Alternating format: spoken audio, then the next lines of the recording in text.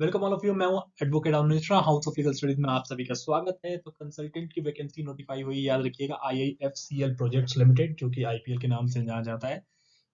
IIFCL project limited में आपकी vacancy जो नोटिफाई हुई कंसल्टेंट की, सैलरी आपकी 1,45,000 तक होने वाली। डिफरेंट आपकी ग्रेड्स में आपको वैकेंसी नोटिफाई हुई, याद रखिएगा।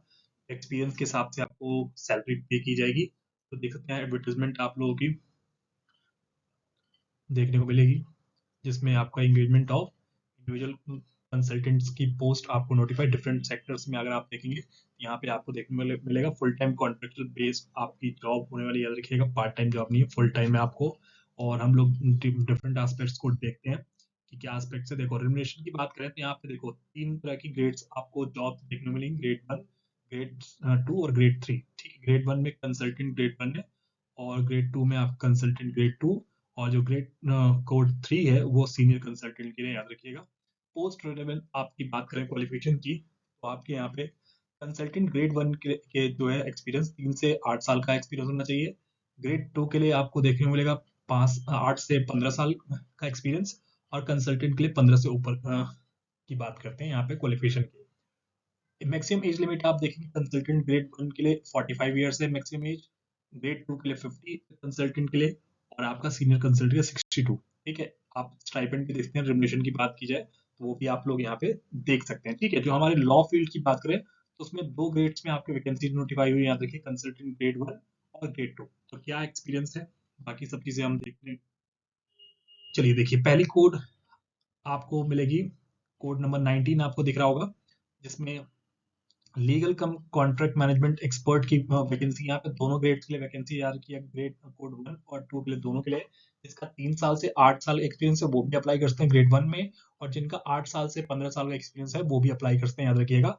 तो क्या क्वालिफिकेशन आपको देख, या तो कंपनी सेक्रेटरी हो या एलएलबी या एलएलएम आपके पास है, तो आप यहाँ पे बिल्कुल एलिजिबल होंगे इस पोस्ट के लिए, याद रखिएगा। ठीक है, पहली पोस्ट जो आपको यहाँ पे एलएलबी और एलएलएम स्टूडेंट्स के लिए मिल रही है, साथ में आप देख सकते हैं सब कोड आपका 20 पोस्ट कोड है, वो आपको मिलेगा project monitoring and coordinating expert की। इसमें भी आपको ग्रेड कंसल्टेंट ग्रेड 1 और ग्रेड 2 वाली पोस्ट है, जिसमें आपका एक्सपीरियंस मैं ऑलरेडी बता चुका हूँ कि ग्रेड 1 के लिए आपका 3 से 8 साल का एक्सपीरियंस है, और ग्रेड 2 के लिए 8 से ज्यादा बेसिकली, और 15 साल तक आपके एक्सपीरियंस से आप काउंट होगा। तो यहाँ भी एकेडमिक क्वालिफिकेशन की बात करें तो किसी का चाहे सीए हो, एमबीए हो, ठीक है, सारी डिग्रीज आपको दिख रही हैं। इसके साथ ही आपको एलएलबी और एलएलएम भी यहाँ पे क्वालिफाई माना जा रहा है, याद रखिएगा। उसके बाद आप कोड 21 देखेंगे, पोस्ट कोड। ठीक है, तो उसमें भी आप देख सकते हैं यहाँ पे एलएलबी और एलएलएम यहाँ पे एकेडमिक्स क्वालिफिकेशन यहाँ पे देखने को मिल रहा है। ठीक है, तो ये सारी चीजें आपको है, अगर आप पर्टिकुलर पोस्ट को अप्लाई करना चाहते हैं तो आप कर सकते हैं। देख सकते हैं अगला फिर जो कोड है 22, जो वैकेंसी कोड है आपको दिख रहा है, triple P and investment expert आपको दिख रहा है। उसमें भी आप देख सकते हैं एलएलबी और एलएलएम दोनों आपका एलिजिबिलिटी क्राइटेरिया रखा गया है। फिर आप पोस्ट कोड 23 देखेंगे, उसमें भी आपको देखने को मिलेगा फाइनेंस एक्सपर्ट, यहाँ पे भी आपको एलएलबी और एलएलएम क्वालिफाइड है, याद रखिएगा। ये सारी चीजें आपको देखने को मिल जाती हैं। ठीक है, फिर से पोस्ट कोड 24 की बात करें तो वहां भी आपको एलिजिबिलिटी एलएलबी और एलएलएम दोनों अप्लाई करते हैं आप लोग।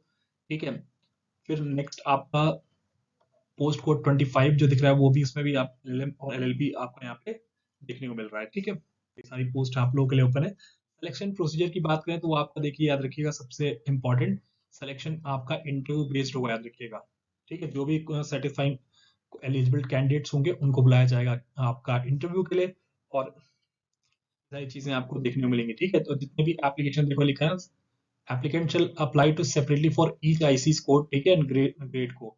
तो अगर आपको लगता है कि एक पोस्ट के लिए अप्लाई करना है तो पर्टिकुलर पोस्ट कोड के लिए अप्लाई करते हैं। अगर आपको लगता नहीं मैं 3-4 पोस्ट डिफरेंट डिफरेंट पोस्ट में एलिजिबल हूँ, तो आप तीनों चारों का बेसिकली अलग अलग से आप क्या करते हैं, यहाँ पे अप्लाई कर सकते हैं, याद रखिएगा।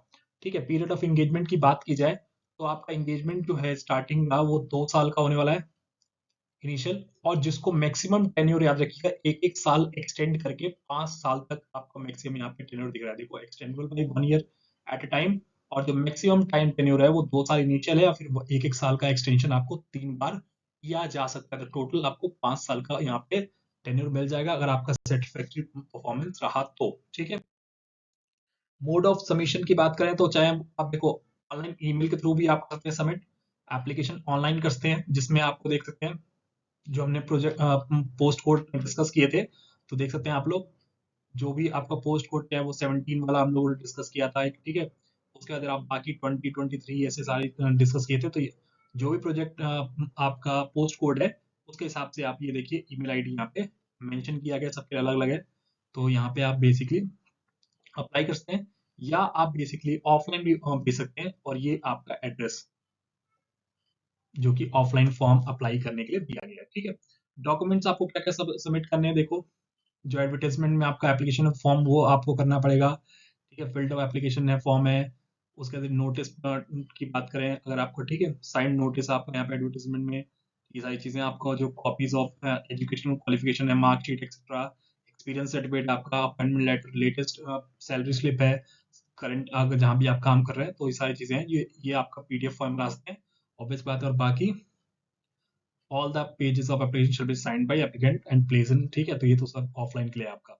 ऑनलाइन में आप पीडीएफ बना के भेज दीजिएगा, ईमेल करना है, और ऑफलाइन में तो आपको प्रिंट बेसिकली करके डॉक्यूमेंट्स को हार्ड कॉपी और अपने बेसिकली साइन भी करने होंगे आप लोगों को हर पेज पे। साथ में एप्लीकेशन की लास्ट डेट आप देखेंगे तो 11 फरवरी रखी गई है, 11 फरवरी तक आपको या तो ऑनलाइन के थ्रू, ईमेल के थ्रू आप भेज सकते हैं, या ऑफलाइन बेसिकली आप भेज सकते हैं, ठीक है। कोई भी दिक्कत हो, डाउट हो, कनेक्ट कर लीजिएगा। लेकिन सबसे इम्पोर्टेंट, चैनल को लाइक शेयर और सब्सक्राइब करना ना भूलिएगा। Thank you so much.